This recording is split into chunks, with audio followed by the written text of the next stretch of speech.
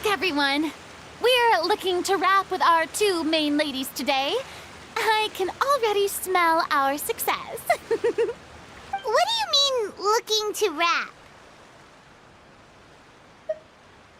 Oh, aren't you the expert now? This upcoming scene is the two Musketeers' final confrontation with the Baron. There will be quite a bit of action, but no choreography beyond what we've already rehearsed. Anyway, get ready. Lights, camera, action!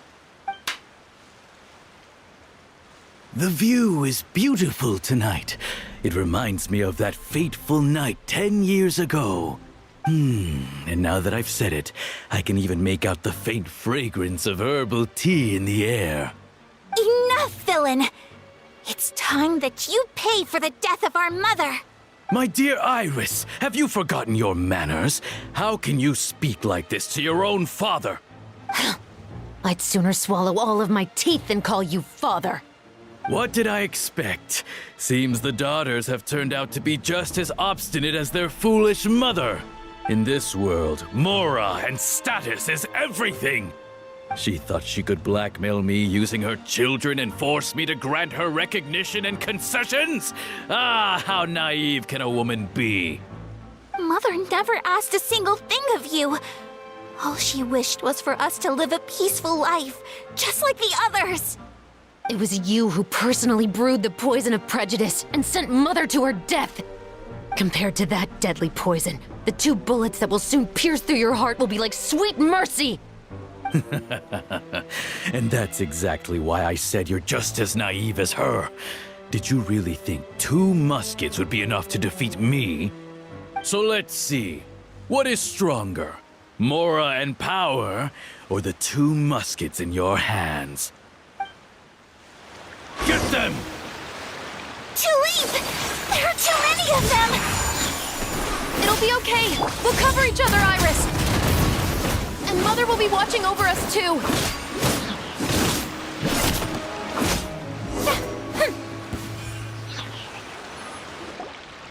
You've lost.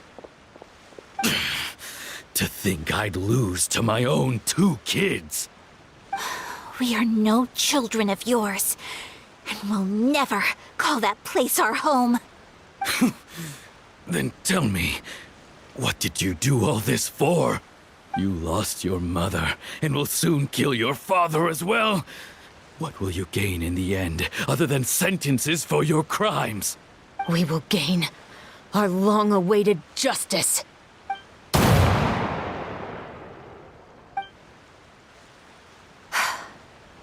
It's over. Finally, it's over.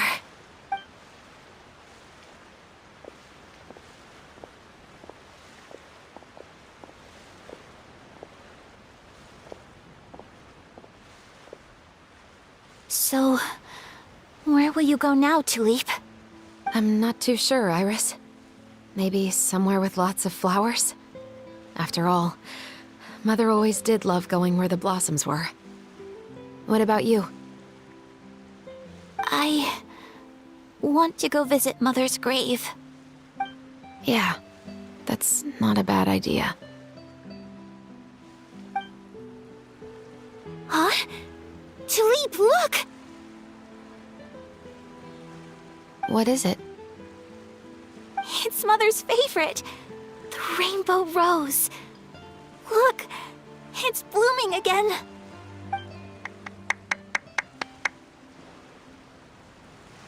Excellent! That was beyond mesmerizing. Even I didn't expect this scene to go so well. And we got it in a single take. All right, everyone. We've got a wrap for Tulip and Iris. Congratulations, Ayaka and Chevres! Thank you. I didn't expect our parts to wrap so quickly. I wish I could savor the experience for just a bit longer. Paimon totally understands. Paimon's not ready to say goodbye to the clapperboard either. Filming has really been a lot of fun. You were great too, Chevres. The way you said, long-awaited justice. It gave Paimon chills! That is indeed my favorite line in the whole book. I still remember trying to act it out in my room the first few times I read. Whoa! Paimon would have never guessed you're that type. Who doesn't like stories where the guilty are— Captain, I have something urgent to report. Please excuse me, everyone. I'll be back in just a moment. It's okay, don't worry about us.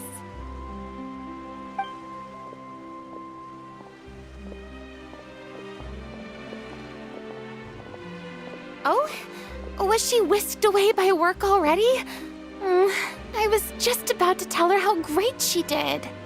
It seemed like some urgent official business.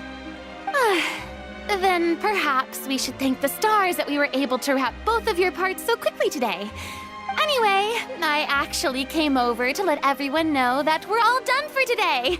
You can go home and get some rest. And one last thing, Miss Ayaka. Your acting skills today were immaculate as always. Are you sure you won't consider taking up full-time acting?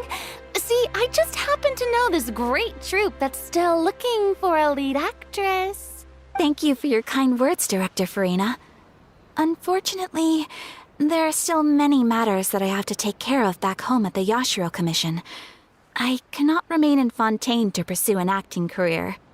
Nevertheless, I will make sure to treasure this incredible opportunity in my heart. Oh, that's a shame. But I understand. Just let me know if you ever change your mind. I believe it's also about time for me to take my leave. But hopefully I'll see you on set over the next few days. Even though my part's wrapped, I'd still like to swing by and help out the crew. See you tomorrow, Traveler and Paimon. Yep, see you tomorrow! Well, what should we do next?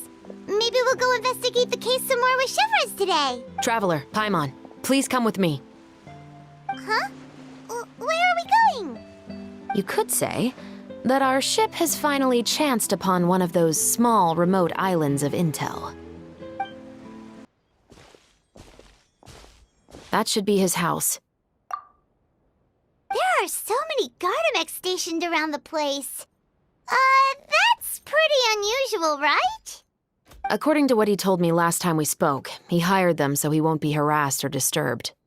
Huh. So there are a lot of flowers in his garden, but Paimon doesn't think we'll be able to pick one without alerting the Gardamex. Right, which is exactly why I think there has to be a special connection between him and the killer. So, should we knock? Just wait here for now.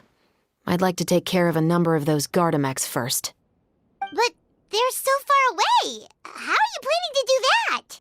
Don't forget, Paimon, I'm actually the real-life captain of the Musketeers.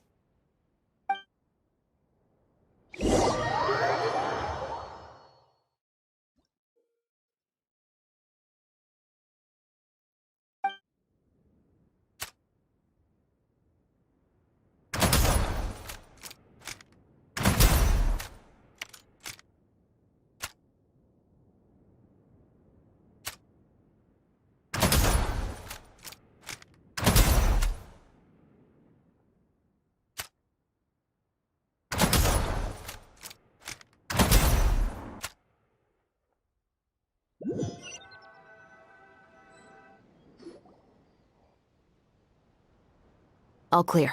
Let's go. Wait! Paimon's a little nervous now that we know he could be the killer. Can we go over our plan of action again? I'll go knock on the door and make sure it's safe inside. Once we're sure that we're in the clear, I'll ask him to come with us for a quick round of questioning at the guard's headquarters. But can't we just arrest him? We still have no evidence that he's the killer, or that he lent the killer any direct aid. Still, it would be appreciated if you could pick a rainbow rose from his garden for me while I'm talking to him. It'll help the Marachose Phantom confirm Emily's theory. Sure, no problem. Just be careful, Chevres.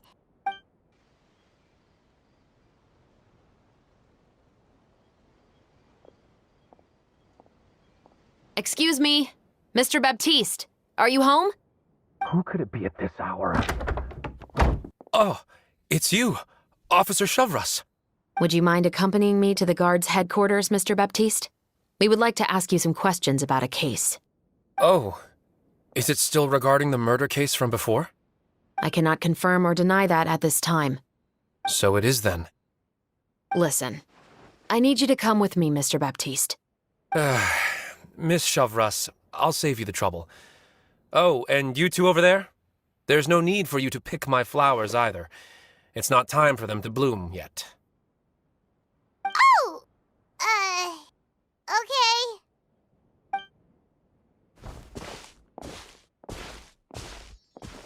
By saving me the trouble, you mean... I will confess, I was the killer. Huh?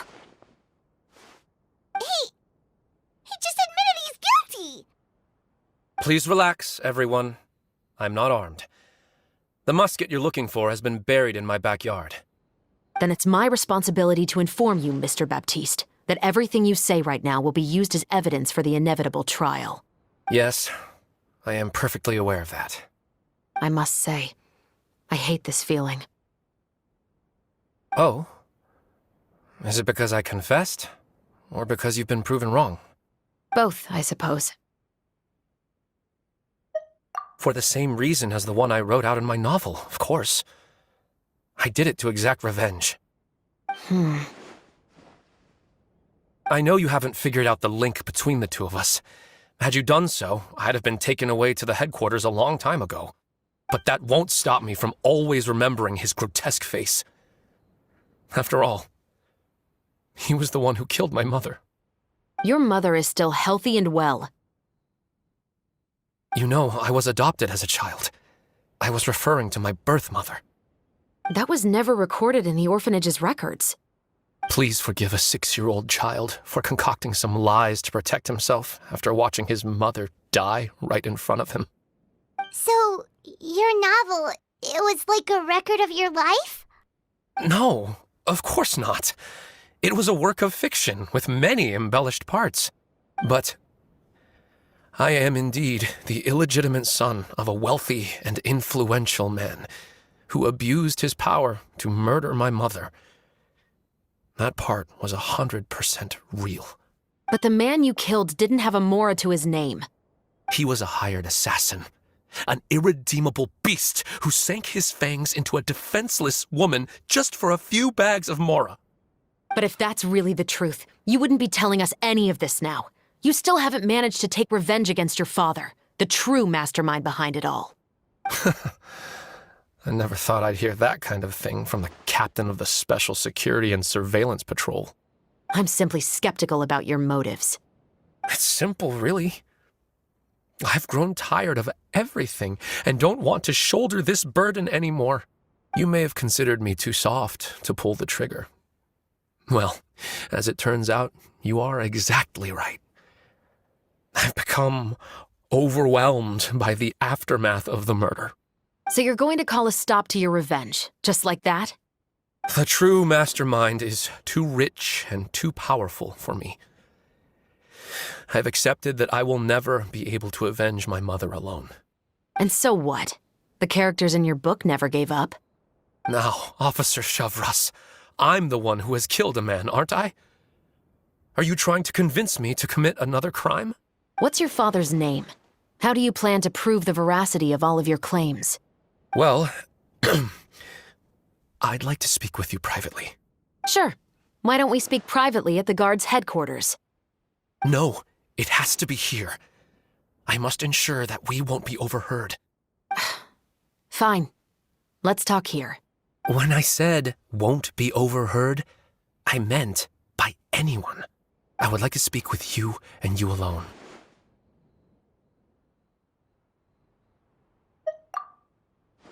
Thanks. I appreciate it. Please stay safe, Chevres. All right. Let's hear it. Will you really believe what I'm about to say? Well, that depends on what you're going to tell me. Fair enough. Fair enough. Then listen closely.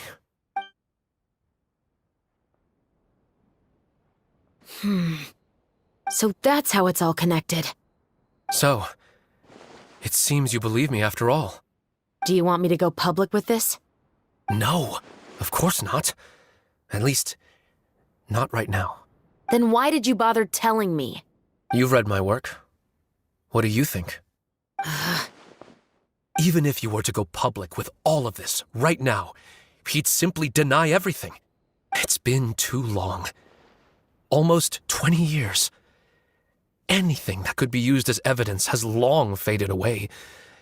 Even if there might have been a solitary island of truth once upon a time, it has long sunk beneath the waves by now. Justice will never find him. Not if you don't try. I know that as the captain of the Special Security and Surveillance Patrol, you will always stand on the side of justice. But do you really think a cushy life in prison really constitutes justice for him? I bet he could lead an extremely comfortable life in the fortress of Meripede. What are you trying to say? I've been observing you from a distance. Your portrayal of the musketeer was exquisite. Pull the trigger of justice against him. Let the villain get what he deserves. You want me to let you go so you may complete your revenge? No, Officer Chavras. I know that would be impossible. No. What I'd like is for you to perform the deed on my behalf. Oh, Shivra sure is taking her time. What could they be talking about anyway? Oh, Paimon's worried. What if he decided to attack her? Oh, you do have a point. Still, do you have any idea who the rich person might be? And why the novelist doesn't want us to hear what he's saying to Chevres? Sorry to keep you waiting, you two. Hey, how did your talk go? I've already sent someone to escort Baptiste back to the headquarters for questioning. He wasn't lying about the musket. It was indeed buried in his backyard. But what about the name? Did he tell you the name of the rich guy? Yes, he did. But for now, I have to return to the Special Patrol. There are still a few loose ends I need to tie up. I'll probably be quite busy over the next few days, so apologies if you don't see me on set. All right, Paimon understands if you can't tell us everything you know. We'll just keep an eye on the Steambird then. Actually, there's still something else I need your help with.